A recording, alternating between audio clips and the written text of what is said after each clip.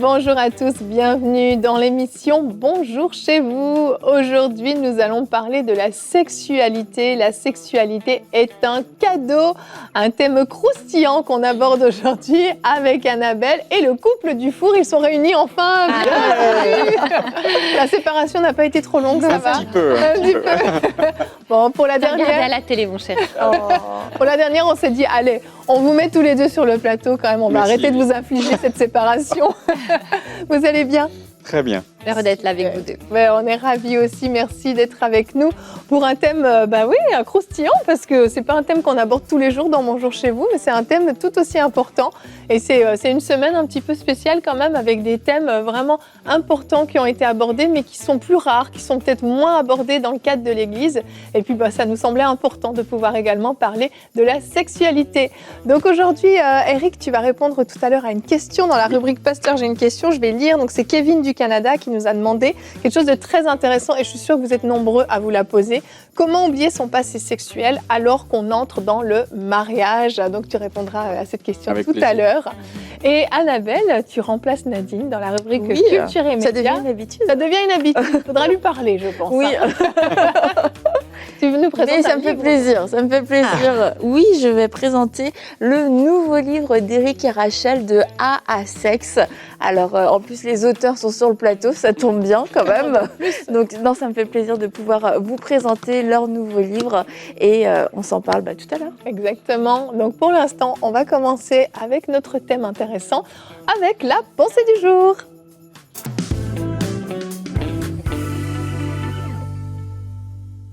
La sexualité est un cadeau. C'est ça la pensée du jour aujourd'hui. Moi, j'aime beaucoup cette thématique. Et bien sûr, quand on parle de sexualité comme un cadeau, tout de suite, on pense à Éphésiens 5, 31, 32. C'est pourquoi l'homme quittera son père et sa mère et s'attachera à sa femme et les deux ne feront qu'un. On parle de sexualité ici.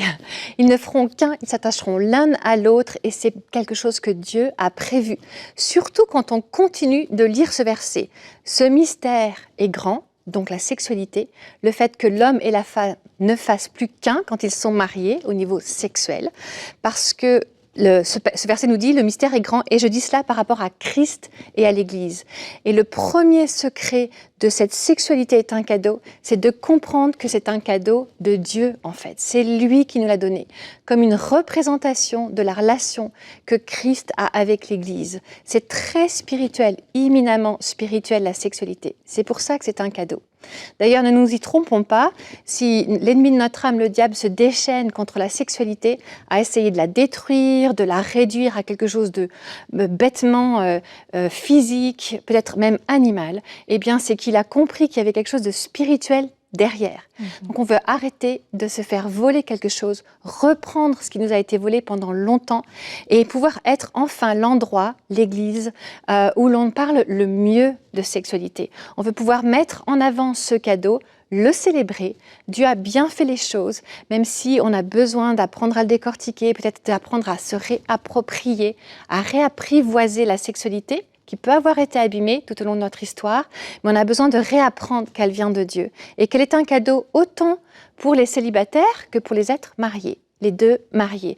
Peut-être que ça vous surprend, mais Dieu nous a créés comme des êtres sexués et il a anticipé que même quand on n'est pas marié, on a possibilité d'apprendre à exprimer, à canaliser ce côté sexuel d'une façon physique qui va être aussi épanouissante. Et quand on est marié, on va pouvoir exprimer le côté sexuel en s'attachant l'un à l'autre. Tous les aspects de la sexualité sont beaux. C'est Dieu qui les a voulus pour nous. Il nous les a donnés et il est temps qu'on arrête de se faire voler ce qui nous appartient. Donc une émission comme celle-ci, la pensée du jour, veut vraiment célébrer avec toi, je veux célébrer avec toi ce cadeau de Dieu pour nous. La sexualité, elle vient de Dieu et c'est un cadeau pour l'humanité. Merci Rachel. Alors je le disais, hein, c'est un thème qu'on n'aborde pas souvent, mais parce qu'en fait, ce thème-là, la sexualité a été vraiment pervertie par le diable, comme tu le disais dans ta pensée du jour. Et on en a fait quelque chose de tabou, de sale même, ou ah non, c'est des choses dont il ne faut pas parler, qu'il ne faut surtout pas mentionner même, au point où on a des jeunes filles, des jeunes garçons qui vont rentrer dans le mariage sans qu'on leur en ait jamais parlé, sans qu'on leur ait expliqué comment fonctionnait la sexualité, puis justement ce que tu dis que c'est un cadeau de Dieu. Et c'est tellement rare qu'on entende ces choses-là. En général, c'est ça. On refuse d'en parler, on garde ça tabou. Alors merci d'aborder ce sujet avec nous. Je vais prendre le temps de vous présenter notre verset du jour dans Cantique des Cantiques, bien évidemment. Pour cette fois, ce sera au chapitre 6 et au verset 3. Je suis à mon bien-aimé et mon bien-aimé est à moi. Alors, tout le Cantique des Cantiques nous parle de sexualité. On peut l'aborder aussi sur un axe un peu plus spirituel, mais si on prend ce verset terre à terre, on comprend en fait cette unité qu'il y a entre un homme et une femme mariée, je précise bien. Oui. Et le besoin aussi d'apprendre à découvrir cette sexualité dans le cadre du mariage. Et tu l'as dit, comme c'est devenu un tabou et qu'on n'en a pas assez parlé, eh bien, on n'ose plus utiliser les mots. On peut parler de sexualité tout en restant pur, pudique, sans dépasser des limites.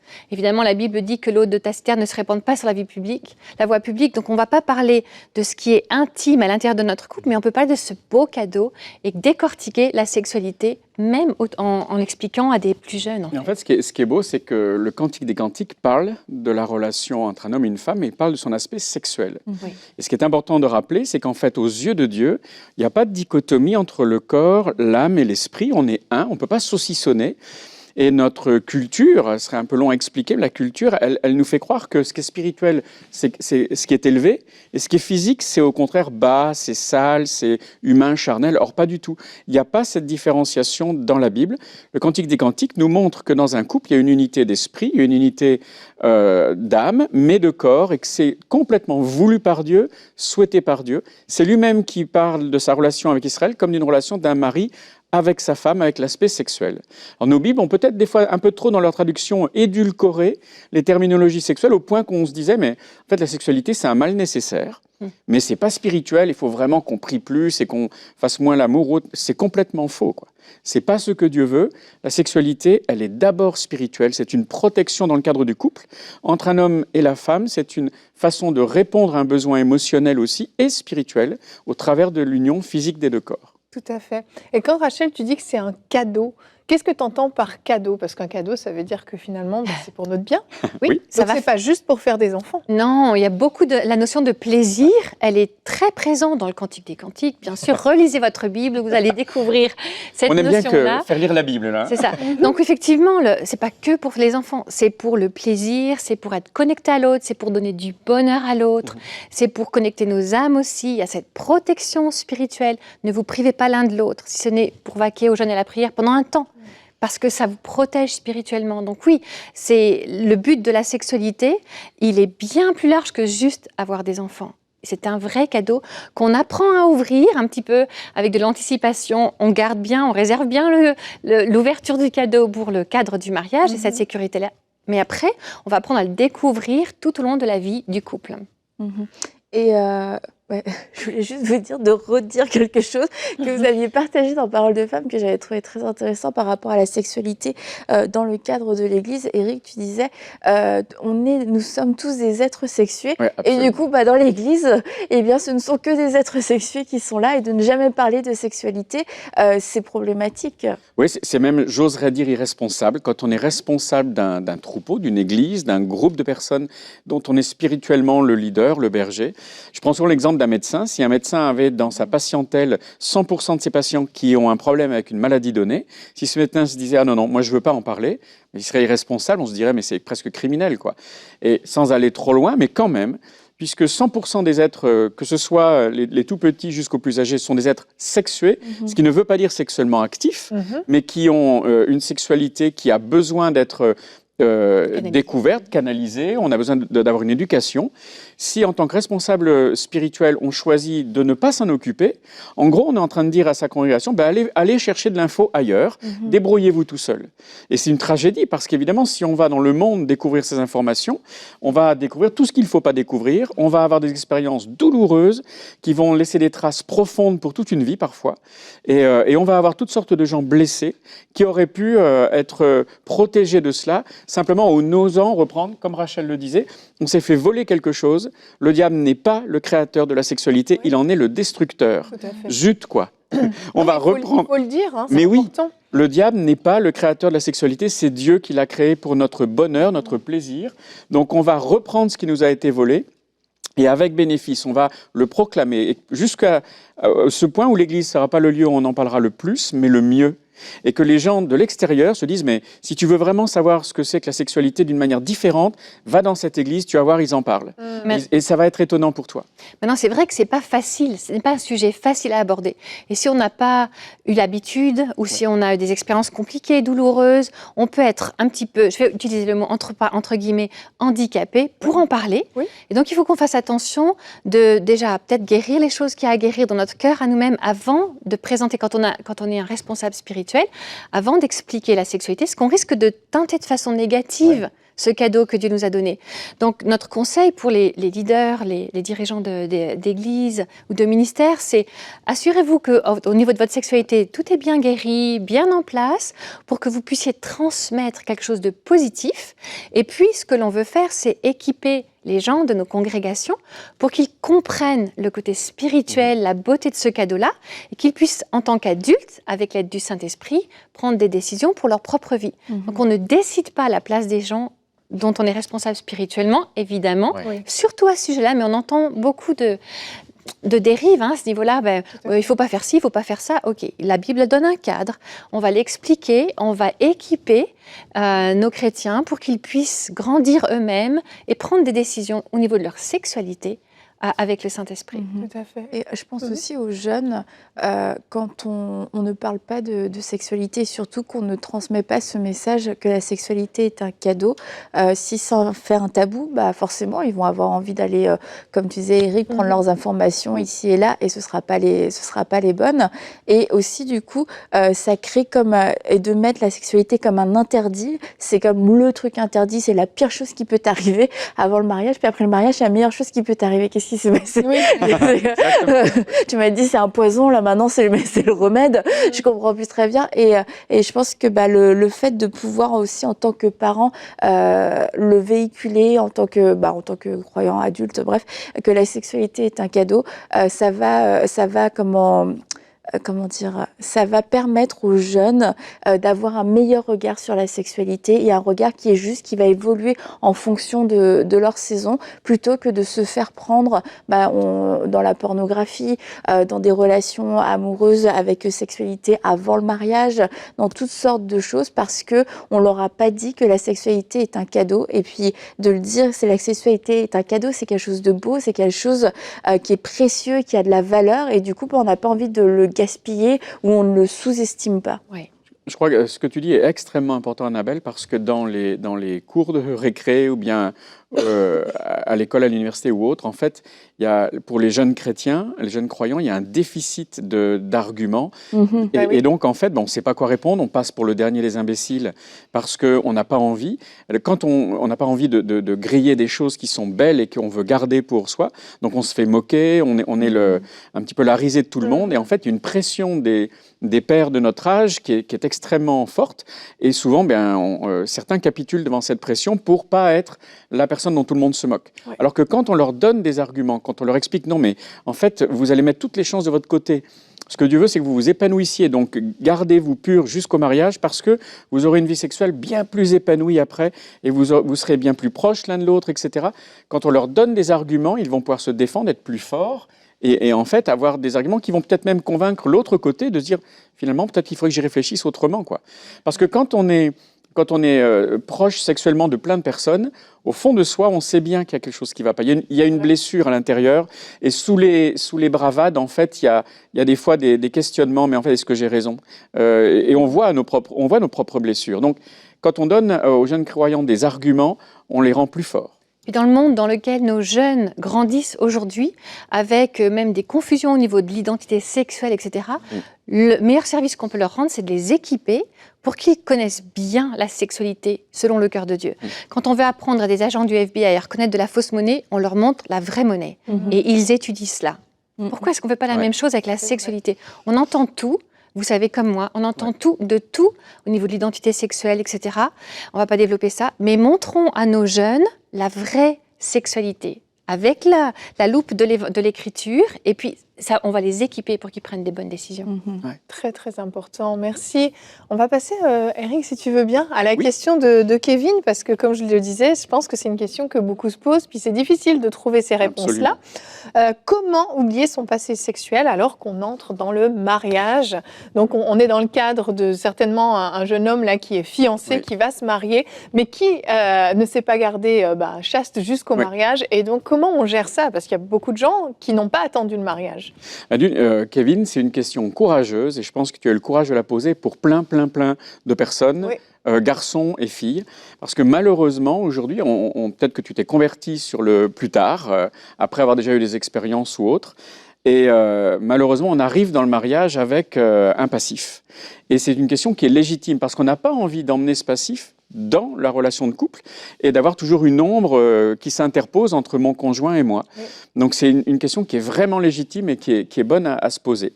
La première chose avant d'oublier, ça va paraître paradoxal ce que je vais dire, mais avant d'oublier, il faut s'en rappeler. Ça veut dire quoi? Ça veut dire qu'il faut en parler. Il faut en parler avec qui? Il faut en parler avec son futur conjoint. Parce que s'il y a bien un domaine où on n'a pas le droit d'avoir des secrets ou des cadavres dans le placard, comme on peut dire, c'est bien celui-là. Ta future épouse, ton futur mari a le droit de savoir quel est ton passé sexuel, quelles ont été tes expériences. Alors, il n'est surtout pas question d'aller dans tous les détails. Non, surtout pas. Là, Je peux le redire, redis-le. Je le redis. Oui, redis-le. Il n'est pas question d'aller dans le détail. C'est important parce qu'en fait, des détails, il n'y en a jamais assez quand on commence à creuser. Et puis surtout, il n'y a pas d'utilité. Ça va faire de plus en plus mal. Et on ne veut pas glorifier les ténèbres et en fait risquer de gâcher le projet de Dieu pour ta vie avec la personne que Dieu voulait pour toi. Donc, surtout pas. Par contre, il ne faut pas qu'il y ait la possibilité qu'un jour, une fois marié, mettons ton épouse, se dise « Oh, mais tu ne m'avais jamais parlé de cette personne » et il se trouve qu'on la croise et « Ah bon, tu as vécu avec elle ?» Aïe. Non, ça, ce serait une catastrophe. Et donc, ça on n'a pas le droit. C'est une question d'intégrité, une question de transparence, une question d'honnêteté vis-à-vis de notre conjoint.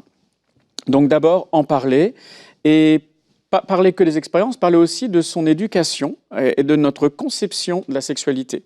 Quand on est convaincu que c'est la bonne personne, qu'on va se marier, je pense que quand la date du mariage s'approche, c'est important de s'asseoir et de se dire « Ok, comment est-ce qu'on comprend ces choses-là » Parce qu'on peut avoir des arrière-plans très différents. Tu peux avoir un arrière-plan où en fait la sexualité, c'était pas du tout un tabou, il n'y avait pas de problème d'en discuter avec tes parents, etc. C'était très libre.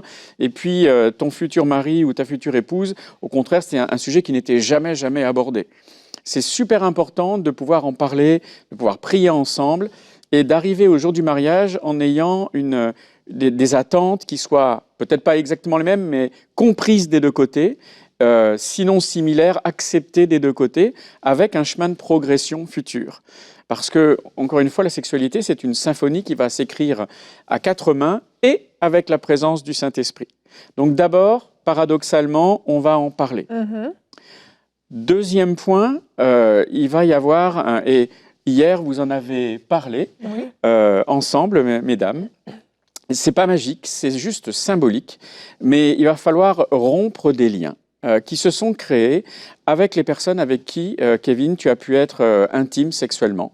Et c'est important de les regarder, de regarder pourquoi on a été intime, quelles ont été les conditions de cette intimité avec cette personne, les conditions de la relation, et dire adieu à tout ce qui faisait cette relation, afin d'être sûr que tout ce qui, dans ton cœur, Kevin, appartient encore à cette ou ces personnes, tu puisses le leur rendre, et puis que tu, quelque part, symboliquement, tu reprennes tout ce qui était à toi et que tu avais donné à d'autres, afin que tu sois, Kevin, à 100% émotionnellement, spirituellement et physiquement disponible pour ta future épouse, sans qu'il y ait... Parce que c'est invisible au démarrage, mais s'il y a peut-être 15% de toi qui n'est pas dispo, et puis 15% de toi qui projette l'ombre de quelqu'un d'autre, eh bien ton épouse, elle lutte contre quelqu'un dont elle ne connaît rien peut-être, elle ne sait pas ce qui se passe, elle ne sait pas pourquoi il n'y a pas cette connexion aussi bonne qu'elle l'espérait, etc. Donc, écrire une lettre de rupture de lien, dire adieu aux autres personnes, récupérer tout ton être, et puis l'offrir comme un cadeau dans la corbeille, le jour du mariage, l'offrir entièrement à ta future épouse. Et puis, dernier stade, et peut-être le plus important aussi, c'est demander au Seigneur qu'il vienne. Moi, j'ai vécu cela, j'ai demandé vraiment, Seigneur, s'il te plaît, enlève de ma mémoire des souvenirs qui seraient un handicap. Et crois-le ou pas, mais crois-moi parce que c'est vrai,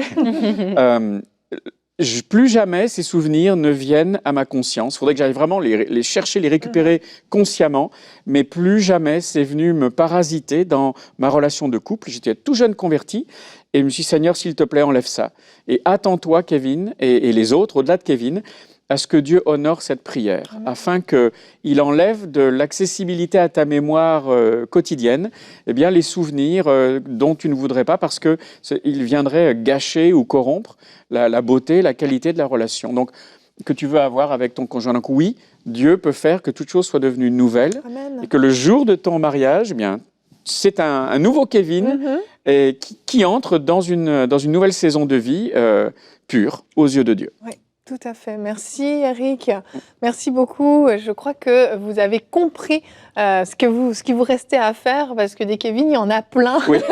Il y en a plein. Il y a des Kevinettes aussi. J'allais le dire. Voilà. Donc vraiment, vous savez quoi faire. Et j'aimerais insister sur ce que tu as dit à la fin, vraiment. Les choses anciennes sont passées. Vraiment, oui, toutes choses sont devenues nouvelles. Et vraiment, oui, vous pouvez entrer dans le mariage en découvrant la sexualité, parce que les choses sont passées, restent en arrière, et il n'y a qu'avec Dieu qu'on peut vivre ça, donc gloire à Dieu pour ça. On va enchaîner avec notre rubrique Culture et Médias.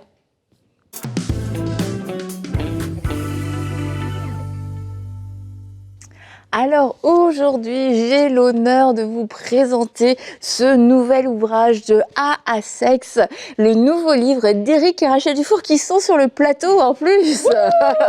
Alors félicitations Éric et Rachel pour ce nouveau livre et qui, je crois, est appelé et doit être un outil de référence dans le monde chrétien. Tout à l'heure, Rachel, tu disais qu'à la fois les leaders eux-mêmes ne sont pas forcément équipés, mais je crois que ce genre de ressources, ça nous permet d'avoir une bonne base, et ça permet peut-être d'avoir des réponses qu'on n'ose pas poser non plus à quelqu'un. Ça peut être embarrassant. Donc l'intérêt du livre, c'est que vous pouvez le lire vous-même tout seul. Et Éric et Rachel ont pensé à vous. Toutes les questions que vous vous posiez, que vous n'avez jamais osé poser, vous ne savez pas à qui poser, eh bien ce livre regorge de réponses. Alors ma première question, c'est pourquoi ce livre de A à Sexe ? Parce qu'on nous demande très souvent un condensé, un résumé de nos enseignements pour pouvoir justement digérer cette conception, cette notion de la sexualité qui est un cadeau. Et donc, de A à Sexe est né. Voilà le basique, le b.a.-ba de la sexualité selon le cœur de Dieu. C'est un condensé de nos enseignements. On l'a voulu pratique, simple, facile, pour qu'on puisse dire « Ah tiens, j'ai une question à ce sujet-là ». Je prends mon outil de référence, j'y retourne, je relis ces notions-là, parce que comme ça, je les fiche bien dans mon cœur et je vais pouvoir les transmettre. Notre prière pour ce livre, c'est de pouvoir équiper justement tous ceux et celles qui veulent digérer pour eux-mêmes et transmettre ce cadeau que Dieu a préparé pour nous. Et ce livre est pour qui ? Est-ce que c'est pour les couples mariés ou alors est-ce que c'est pour tout le monde ? En fait, il est pour tout le monde. Et pour les couples mariés, ceux qui vont se marier, les parents d'ados, les responsables d'organisation, les responsables de services, d'école du dimanche, les responsables de l'église. En fait, c'est pour vraiment qu'il n'y ait plus personne qui soit dans son coin en train de souffrir en se disant « mais je n'ai pas de réponse à cette question et j'en trouve pas dans l'église », qu'il y ait un accès à cette connaissance qui est très simplement écrite, d'une manière très pratique, et que plus personne ne reste coincé dans une incompréhension, dans une mauvaise analyse de ce qu'est la sexualité, une mauvaise approche au niveau spirituel aussi, qu'il y ait des réponses très simples qui soient pour des questions qui vraiment travaillent beaucoup les personnes. Et alors, j'aimerais vous lire quelques points de la table des matières pour voir ce qui est abordé dans ce livre. D'ailleurs, je trouve ça fou tout ce que vous avez réussi à aborder en si peu de pages. Félicitations. Donc, Dieu créa la sexualité, la construction de l'amitié, désir, esprit, âme et corps, le développement de la sexualité en 8 étapes, la sexualité au féminin et au masculin, un petit voyage dans le Cantique des Cantiques, construire l'intimité, faire l'amour, l'orgasme au féminin et l'orgasme au masculin, et quand le désir a le hockey, et même la sexualité pour les seniors. Donc c'est sûr que c'est de A à Z. C'est un voyage. Vraiment, bravo. J'aime bien le titre.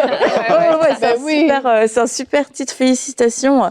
Et en tout cas, c'est un bon cadeau à offrir pour Noël. Bon, peut-être ça peut être un peu gênant quand on déballe le cadeau, ça se peut. Il est rouge, c'est la Mais c'est rouge, vous l'ouvrez vite fait. Oh, merci.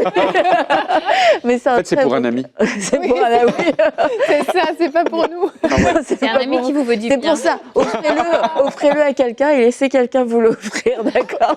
Mais merci beaucoup, Erika Rachel, d'avoir pris le temps de pouvoir faire ce travail, puis de mettre tout ce que vous avez reçu à la disposition de la francophonie. On en a besoin et je crois que ça va aider tellement de personnes. Alors un grand merci. Le livre est disponible sur le site ericracheldufour.com. Alors n'hésitez plus une seule minute, une seule seconde avant d'y aller. C'est le moment. Ils t'ont payé pour que tu dises ça? Non, même pas. Excellent. Alors, c'est sûr, on est obligé de s'arrêter sur le titre quand même, parce que là, vous avez un don pour les titres. Ouais, j'aime bien. Après, hurrah pour le Vajayjay de A à Sexe. C'est qui la tête pensante des titres? C'est moi qui l'ai trouvé celui-là aussi, je C'est pense. possible. Oui, de Ah, A à voilà. sexe. La- Le Elle est bonne. b.a.-ba de la sexualité. C'est excellent, c'est excellent. Vraiment, le titre est génial. Et oui, merci de le faire, d'avoir, parce que c'est pas des sujets comme on le dit, qu'on aborde si facilement. Mais quand j'écoutais Annabelle me présenter le livre, je me disais, vous avez été courageux quand même, parce qu'il a fallu se lancer là-dedans. J'imagine qu'il y a eu de l'opposition aussi. Oui, il y en a eu. Pour oser parler de ce sujet dans l'Église. Oui. Mais merci de le faire, merci pour tous les couples et les couples en devenir aussi, qui vont être aidés Oui. par votre ministère et ce que vous apportez. Merci à toi. Ouais. Et merci d'être venu sur le plateau de Bonjour chez vous. C'était Merci. génial de vous avoir. Un vrai Toujours heureux bonheur. d'être avec Oui. vous. Merci à vous. Et si vous n'avez pas écouté les émissions de la veille et de l'avant-veille, eh bien, il faut aller les écouter parce que c'était très, très riche. On a parlé de jalousie, on a parlé de couper les liens. Et c'est vraiment des thèmes très, très importants, comme je le disais, qu'on n'aborde pas tous les jours dans Bonjour chez vous. Donc, ça vaut la peine d'aller les réécouter. Toutes les émissions sont en replay sur emcitv.com. Et je voulais vous rappeler que nous sommes actuellement en campagne de dons. Donc, si vous souhaitez rejoindre les semeurs, vous pouvez bien sûr les rejoindre à l'adresse emcitv.com/5000.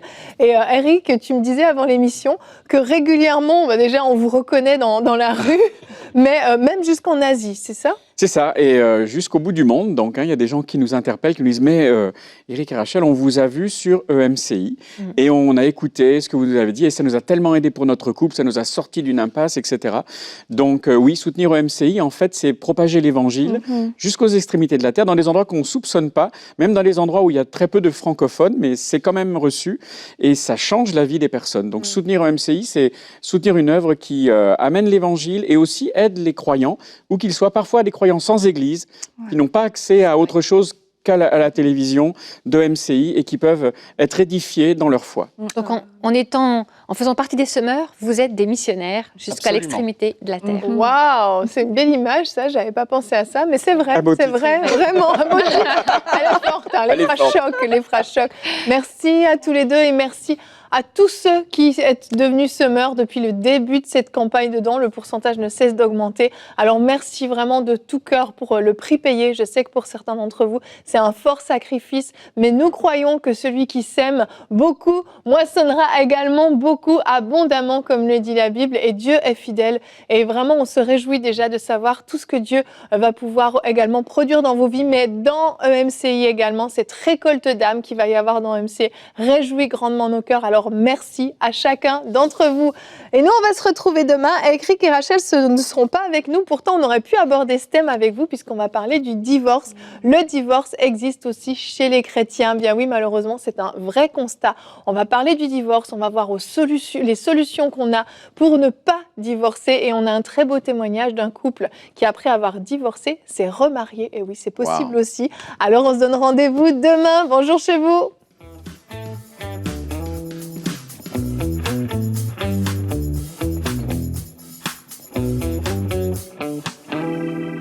Dans ce lieu, dans cet auditorium, Frank, nous croyons que nous allons recevoir parmi les plus grands serviteurs de Dieu de la planète qui vous béniront par leurs enseignements. Et on croit qu'on va vivre des temps très, très forts parce que Dieu fait de belles et de grandes choses dans ces temps de la fin. Et on croit que de ce lieu, les gens vont pouvoir être bénis là où ils se trouvent dans leur maison. Et non seulement ça, mais que des personnes, Jérémie, vont venir de partout pour être rafraîchis spirituellement. On croit que Dieu veut faire de belles choses dans la francophonie et qu'il n'a pas terminé d'agir avec force et puissance par son esprit. Ça va être extraordinaire, ça va être glorieux et tout ça, ça va être rendu possible grâce à vos dons. On vous encourage à rejoindre dès maintenant les 5000 semeurs et faire votre don sur emcitv.com/5000. Soyez bénis. Semons dès maintenant pour vivre une grande moisson à travers les projets du Centre EMCI. Pour faire votre don, rendez-vous sur emcitv.com/5000. Vous pouvez donner en une seule fois ou en plusieurs mensualités.